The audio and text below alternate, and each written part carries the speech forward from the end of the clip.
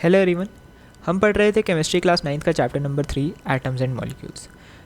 अभी तक हमने डाल्टन की एटॉमिक थ्योरी पढ़ ली थी, जिसमें हमने ये पढ़ा था कि जो एटम्स हैं वो फर्दर डिवाइड नहीं हो सकते। ठीक है, मतलब काफ़ी सारे पॉइंट्स थे उसमें, 10 पॉइंट्स थे। उसमें से एक पॉइंट ये था कि atoms can not be further divided, but ये जो उसकी थ्योरी थी ये गलत थी।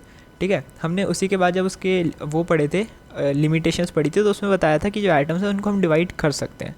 So an atom can be further divided as it is made up of electrons, protons and neutrons. हम atoms को divide कर सकते हैं क्योंकि वो बना होता है इलेक्ट्रॉन से, प्रोटॉन से और न्यूट्रॉन से। तो अभी तक एटम को हम एक न्यूट्रल कंपाउंड पढ़ते आ रहे हैं, जिसमें ना कोई पॉजिटिव चार्ज होता है ना कोई नेगेटिव चार्ज, मतलब चार्जेस नहीं होते उसमें। वो एक सिंगल क्वांटिटी है जिसको डिवाइड नहीं कर सकते थे। But after the discovery of electrons, protons and neutrons, ये जो थ्योरी है ये कम्प्लीटली गलत हो गई थी। डाल्टन का वो वाला पॉइंट, मतलब कंप्लीट थ्योरी नहीं, डाल्टन का वो वाला पॉइंट गलत प्रूव हो गया था। तो अब है क्या चीज़ कि जो एक एटम है वो बना होता है equal number of negatively charge electrons and positively charge protons. मतलब एक जो एटम है उसमें इक्वल नंबर होते हैं इलेक्ट्रॉन्स के और प्रोटॉन्स के, जहाँ पे इलेक्ट्रॉन्स हैं नेगेटिवली चार्ज और प्रोटॉन्स हैं पॉजिटिवली चार्ज। फॉर एग्जांपल अगर आप ऑक्सीजन एटम को लो तो ऑक्सीजन का एटॉमिक नंबर कितना होता है? 8। ऑक्सीजन का एटॉमिक नंबर 8 होता है। इसका मतलब उसमें 8 इलेक्ट्रॉन्स हैं और 8 प्रोटॉन्स हैं। 8 इलेक्ट्रॉन्स हैं, 8 प्रोटॉन्स हैं, मतलब 8 है नेगेटिव चार्ज इलेक्ट्रॉन्स का, 8 है पॉजिटिव चार्ज प्रोटॉन्स का। तो दोनों एक दूसरे को कैंसिल कर देंगे और जो ओवरऑल बनेगा एलिमेंट वो न्यूट्रल होगा। तो इसीलिए जो ऑक्सीजन का जो ये सिंगल एटम होता है वो न्यूट्रल होता है। बेसिकली मैं ये कहने का मतलब है कि जितने भी एटम्स होते हैं वो न्यूट्रल इसलिए होते हैं क्योंकि उनमें नेगेटिव चार्ज इलेक्ट्रॉन्स और positive charge protons equal number में प्रेजेंट होते हैं।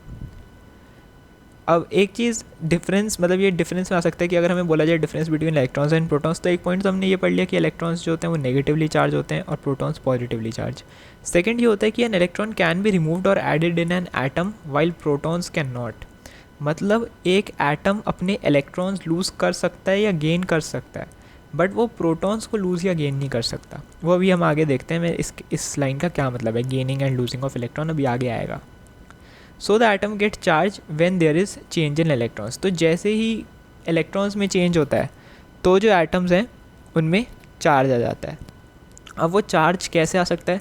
देखो, प्रोटॉन्स तो हमने पढ़ लिया कि प्रोटॉन्स जो हैं वो ना ऐड हो सकते ना सब्ट्रैक्ट हो सकते, मतलब ना वो ना प्रोटॉन्स किसी एटम में बढ़ सकते ना कम हो सकते। प्रोटॉन्स का नंबर तो फिक्स्ड रहेगा। जैसे ऑक्सीजन है, ऑक्सीजन में 8 प्रोटॉन्स हैं तो वो 8 ही रहेंगे। बट 8 इलेक्ट्रॉन्स जो है ऑक्सीजन में वो चेंज हो सकते हैं, वो 7 भी हो सकते हैं, वो 9 भी हो सकते हैं। तो इसमें क्या है, if an atom loses an electron, अगर कोई एटम अपना इलेक्ट्रॉन लूज़ कर रहा है तो क्या होगा, लेस चार्ज, मतलब वहाँ पे जो नेगेटिव चार्ज होगा वो कम हो जाएगा और पॉजिटिव चार्ज ज़्यादा। ठीक है, जैसे एग्जांपल ऑक्सीजन का ही ले लो। ऑक्सीजन में नॉर्मल एटम में 8 पॉजिटिव चार्ज और 8 नेगेटिव चार्ज हैं। बट अगर वो इलेक्ट्रॉन अपना लूज़ करता है, if an atom loses an electron, तो उसमें 7 इलेक्ट्रॉन बचेंगे और 8 प्रोटॉन, है ना। 7 इलेक्ट्रॉन्स होंगे और 8 प्रोटॉन्स होंगे। There is less negative charge and more positive charge, so an atoms become positive. इस वजह से क्या होता है, जो एटम है वो पॉजिटिव हो जाता है, क्योंकि उसमें 8 है पॉजिटिव चार्ज और 7 है नेगेटिव चार्ज। ऑक्सीजन का अगर हम एग्जांपल लें, if an atom gains an electron, second case में क्या है कि अगर कोई एटम गेन कर रहा है इलेक्ट्रॉन, सेम ऑक्सीजन का ले लो दोबारा से एग्जांपल, 8 प्रोटॉन 8 इलेक्ट्रॉन है न्यूट्रल में। If it gains an electron, अगर ऑक्सीजन को मान लो अगर वो गेन कर रहा है इलेक्ट्रॉन, तो उसमें 9 इलेक्ट्रॉन्स हो जाएंगे, 8 प्रोटॉन्स। अब क्या है, नेगेटिव चार्ज ज़्यादा है और पॉजिटिव चार्ज कम है, तो जो एटम है वो नेगेटिव हो जाता है। ठीक है, तो अभी ये 2 टाइप के पढ़े। एक कि एटम अगर लूज़ कर रहा है इलेक्ट्रॉन तो वो पॉजिटिव चार्ज हो जाएगा, गेन कर रहा है इलेक्ट्रॉन तो वो नेगेटिव चार्ज हो जाएगा। Next, protons can not be transferred as they are deep inside the nucleus of the atom while electrons are on outer side. तीसरा पॉइंट मिल गया डिफरेंस का। एक तो ये था कि प्रोटॉन्स ट्रांसफ़र नहीं हो सकते, इलेक्ट्रॉन्स हो सकते हैं, सेकेंड वाला जो था। अब इसका रीज़न भी पता चल गया कि क्यों नहीं हो सकते प्रोटॉन्स और क्यों हो सकते हैं इलेक्ट्रॉन्स। क्योंकि प्रोटॉन्स जो हैं वो डीप इनसाइड होते हैं न्यूक्लियस के। एटम में एक न्यूक्लियस होता है, उसके अंदर प्रोटॉन्स होते हैं, जबकि जो इलेक्ट्रॉन्स हैं वो न्यूक्लियस के बाहर ही रिवॉल्व करते हैं। ये सब चीज़ें आगे आएंगी फ़िलहाल। अभी के लिए बस इतना जानना ज़रूरी है कि जो एटम है उसका स्ट्रक्चर थोड़ा बहुत ऐसे होता है कि एटम के बीच में एक न्यूक्लियस है, न्यूक्लियस के अंदर न्यूट्रॉन्स और प्रोटॉन्स होते हैं और न्यूक्लियस के बाहर इलेक्ट्रॉन्स होते हैं। अब प्रोटॉन्स जो हैं वो न्यूक्लियस के अंदर हैं तो वो ट्रांसफ़र नहीं हो सकते, जबकि इलेक्ट्रॉन्स बाहर हैं तो वो ट्रांसफ़र हो सकते हैं। अब आता है ion. Ion is basically A charge atom. जो अभी तक हमने ऊपर पढ़ा ना, उसको एक सिंगल नाम में बोलें तो वो आयन होता है। आयन को हम कैसे डिफाइन कर सकते हैं? बेसिक्स, एकदम simple definition, an ion is a positively और नेगेटिवली चार्ज्ड एटम या फिर ग्रुप्स ऑफ एटम। ज़रूरी नहीं है एक एटम हो, दो से ज़्यादा भी, एक से ज़्यादा भी हो सकते हैं, ग्रुप ऑफ एटम्स भी हो सकता है। तो an ion is a positively और नेगेटिवली चार्ज एटम, या तो पॉजिटिवली चार्ज होगा या नेगेटिवली चार्ज होगा। तो अब ये जो आयन्स हैं, अभी देखो जैसे मैंने बताया पॉजिटिवली चार्ज भी हो सकता है, नेगेटिव चार्ज भी। तो दो तरीके का होता है, कैटायंस एंड एनायंस। कैटायंस होता है पॉजिटिव चार्ज और एनायन होता है नेगेटिव चार्ज। ठीक है, तो पहले देखते हैं कैटायंस के बारे में। A cation is found by the loss of electron. मतलब कैटायन कैसे बनता है? जब इलेक्ट्रॉन का लॉस होता है। ऑफ कोर्स तभी आएगा पॉजिटिव चार्ज। अभी मैंने बताया था ऊपर, पॉजिटिव चार्ज कब आता है? जब इलेक्ट्रॉन लूज़ होता है। तो कैटायन बनता है जब कोई इलेक्ट्रॉन लूज़ होता है किसी भी एटम से। वो एक इलेक्ट्रॉन भी हो सकता है, एक से ज़्यादा भी हो सकता है, ये चीज़ ध्यान रखना। हम एक एटम में से 1 इलेक्ट्रॉन से लेके 3 इलेक्ट्रॉन्स या मैक्सिमम 4 इलेक्ट्रॉन्स तक रिमूव कर सकते हैं या ऐड कर सकते हैं। ठीक है, ये चीज़ याद रखना। 4 से ज़्यादा इलेक्ट्रॉन्स, 4 भी बहुत कम केसेस में होता है, 4 से ज़्यादा इलेक्ट्रॉन्स ना कहीं ऐड करे जा सकते हैं ना कहीं से सब्ट्रैक्ट करे जा सकते हैं। मैक्सिमम है 4, और 4 भी बहुत रेयर केसेस में होता है, बेसिकली 1 to 3 रहता है। Next, a cation contains less electron than a normal atom. Of course सी बात है, पॉजिटिवली चार्ज है, इलेक्ट्रॉन का लॉस हुआ है, तो नॉर्मल एटम, मान लो ऑक्सीजन का नॉर्मल एटम है, उसमें 8 इलेक्ट्रॉन्स हैं, 8 प्रोटॉन्स हैं। पर ऑक्सीजन के कैटायन में 7 इलेक्ट्रॉन्स हैं और 8 प्रोटॉन्स हैं। अभी आगे आएगी ये चीज़। एग्जाम्पल मैंने लिया है सोडियम का, ये रहा यहीं पे है। थर्ड पॉइंट है, ions of all metals are cation. जितने भी मेटल के आयंस होते हैं ना, वो सारे कैटायंस होते हैं। मेटल्स एंड नॉन मेटल्स है ना, पढ़ा है। तो जितने भी मेटल्स के, अगर हम मेटल्स के आयन बनाएंगे तो सारे कैटायंस बनेंगे। मतलब जो मेटल है वो हमेशा इलेक्ट्रॉन लूज़ करेंगे। It is because all metal ions can lose electron easily. अब जैसे सोडियम है, सोडियम, ये वाली जो मैं अभी सारा कंसेप्ट बता रहा हूँ ना, इसको बहुत ध्यान से पढ़ना, क्योंकि ये सारा रिलेटेड है आपके आगे वाले चैप्टर्स से। ठीक है, तो मैं क्या बता रहा था, सोडियम है। सोडियम में हम क्या करेंगे, एक इलेक्ट्रॉन सोडियम लूज़ कर सकता है, वो Na+ बना देगा। इसको हम कैसे रिप्रेजेंट करेंगे? पॉजिटिव चार्ज को, जो सिंबल है एलिमेंट का, उसके ऊपर एक प्लस लगा देंगे। अगर नेगेटिव होता तो माइनस लगा देते।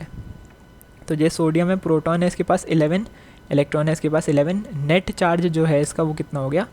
+11 -11 0, मतलब न्यूट्रल। पर जब इसने एक इलेक्ट्रॉन लूज़ कर दिया, यहाँ पे इसने एक इलेक्ट्रॉन लूज़ करा है, तो अब सोडियम के पास प्रोटॉन्स तो उतने ही है 11, लेकिन इलेक्ट्रॉन्स अब हो गए 10। तो प्लस का 11 माइनस का 10, बच गया हमारे पास प्लस का 1। तो ये जो प्लस का 1 है, ये एक पॉजिटिव चार्ज है, ये एक कैटायन है। ठीक है, तो जो नॉर्मल एटम होता है उसके पास नेट चार्ज 0 होता है, इलेक्ट्रॉन ज़्यादा होते हैं as compare to a cation. ठीक है, अब ये चीज़ भी ध्यान रखना, if an atom loses 1 electron, अगर वो 1 इलेक्ट्रॉन रिमूव करता है तो हम तो लगा देते हैं +1 का चार्ज। +1 मतलब जैसे यहाँ पे Na के ऊपर प्लस लगा रखा है ना, बस यही रहता है।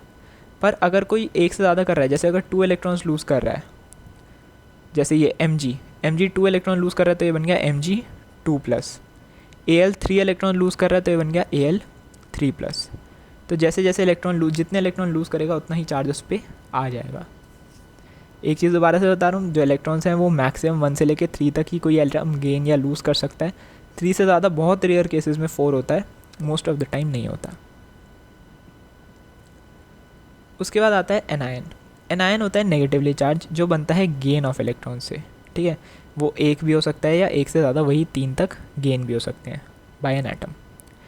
And anion contains more electrons than a normal atom. Just cation का उल्टा ही है एनायन। एनायन में ज़्यादा इलेक्ट्रॉन्स होते हैं as compare to normal atom, क्योंकि उसने इलेक्ट्रॉन गेन करे हैं कहीं और से। और ions of all non metals are anions. जितने भी नॉन मेटल्स होते हैं उनके आयंस एनायन होते हैं। ठीक है, याद रखना, मेटल्स के हमेशा कैटायन होते हैं, नॉन मेटल्स के हमेशा एनायन होते हैं। कन्फ्यूज़ मत होना, याद रखना इस चीज़ को। It is because all non metal ion gains electron easily. इसका रीज़न क्या है? बिकॉज जितने भी नॉन मेटल आयन होते हैं वो इलेक्ट्रॉन ईजिली गेन कर लेते हैं। ये चीज़ मैं आपको इसलिए बता रहा हूँ बार बार कि इसे याद रखना, ये आगे से रिलेटेड है, क्योंकि हमें ये तो बता दिया इस चैप्टर में कि ये नॉन मेटल्स जो हैं ये सारे इलेक्ट्रॉन गेन कर लेते हैं ईजी, मेटल सारे लूज़ कर देते हैं ईजिली, लेकिन इसका रीज़न जो है वो सारा आगे नेक्स्ट चैप्टर्स में इंक्लूडेड है। ठीक है, तो इस चीज़ को ध्यान से समझना। अब जैसे क्लोरीन है Cl, ये एक इलेक्ट्रॉन गेन कर लेगा और बन जाएगा Cl नेगेटिव आयन। तो क्लोरीन के पास 17 प्रोटॉन्स हैं, 17 इलेक्ट्रॉन्स हैं, क्लोरीन का एटॉमिक नंबर 17 होता है। क्लोरीन जो आयन बनेगा, ये क्लोरीन आइटम था, जो क्लोरीन आयन बनेगा इसमें होंगे 17 प्रोटॉन्स सेम, बट जो इलेक्ट्रॉन्स है वो एक बढ़ जाएगा, 18 हो जाएंगे। ठीक है, यहाँ पे 17 थे, यहाँ पे 18। तो यहाँ पे आप मार्क कर सकते हो चाहे तो, इसमें जो एनायन होता है उसमें हमेशा इलेक्ट्रॉन्स ज़्यादा होते हैं as compare to normal atom, और जो कैटायन होता है उसमें इलेक्ट्रॉन्स हमेशा कम होते हैं as compare to normal atom. तो यहाँ पे जो नेट चार्ज निकल के आ रहा है हमारे पास नॉर्मल आइटम के केस में, वो निकल के आ रहा है 0 न्यूट्रल, बट जो एनायन के केस में निकल के आ रहा है वो निकल के आ रहा है -1 नेगेटिव एनायन। ये यहाँ पे भी सेम चीज़ है, अगर कोई एक एटम गेन कर रहा है तो 1 इलेक्ट्रॉन, 2 इलेक्ट्रॉन गेन कर रहा है तो -2 चार्ज, 3 इलेक्ट्रॉन गेन कर रहा है तो -3 चार्ज। ठीक है, अगर एक इलेक्ट्रॉन गेन करे तो -1 चार्ज।